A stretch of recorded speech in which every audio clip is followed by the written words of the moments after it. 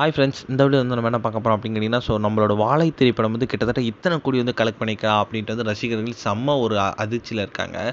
நம்ம தமிழ் சினிமாவில் லேட்டஸ்ட்டாக வந்து ஒரு பெரிய பெரிய சென்சேஷனல் மூவி அப்படின்னா வந்து நம்மளோட வாழை திரைப்படம் அப்படின்னு கண்டிப்பாக சொல்லியாகணும். ஏன்னா வந்து அந்தளவுக்கு வந்து ரசிகர்கள் மத்தியில் செம்ம பெரிய ஒரு டச்சிங்காக இருந்துச்சு. நம்ம தமிழ் சினிமாவில் சமூக நீதியை பேசும் சில டேரக்டரில் வந்து நம்மளோட மாரி செல்வராஜும் ஒருத்தர். அவர் ஒரு திரைப்படம் வந்து ரசிகர் மத்தியில் செம்ம பெரிய பெரிய கருத்தாக வந்து பரவிப்பார். இதை வந்து முதல் படத்தில் நம்மளோட பரியேறும் பெருமாளே வந்து நம்ம எல்லாருமே பார்த்துருக்கோம். இதை தொடர்ந்து நம்ம தனுஷோட கர்ணன் திரைப்படத்தில் நடித்து வெற்றி கொடுத்தாரு. அதுக்கப்புறம் மாமன்னன். இப்போ வந்து நம்மளோட அவரோட வாழ்க்கை திரைப்படம் வாழை அப்படின்ற திரைப்படத்தையும் இயக்கியிருந்தாங்க. இந்த திரைப்படம் வந்து ரசிகர் மத்தியில் செம்ம பெரும் வரவேற்பு கிடைச்சுங்க. ரொம்ப கம்மியான பட்ஜெட்டில் போட்டே வந்து இந்த திரைப்படம் வந்து நல்ல ஒரு வசூல் வந்துச்சு அப்படின்னு கண்டிப்பாக சொல்லியே ஆகணும். இந்த நிலையில் வந்து நம்ம வாழை திரைப்படம் ரிலீஸ் ஆகி கிட்டத்தட்ட வந்து நிறைய நாட்கள் ஆயிருக்கு. அதன்படி பார்த்தா வந்து வாழை திரைப்படம் வந்து கிட்டத்தட்ட வந்து 30 கோடி இருக்க கலெக்ட் பண்ணியிருக்காங்க.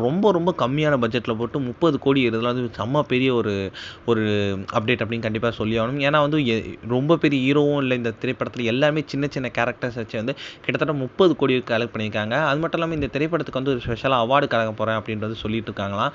அதன்படி பார்த்தா வந்து என்ன அப்படின்ட்டு வந்து இன்னும் கொஞ்ச நாள் அஃபிஷியலாக நியூஸ் வந்துடும்.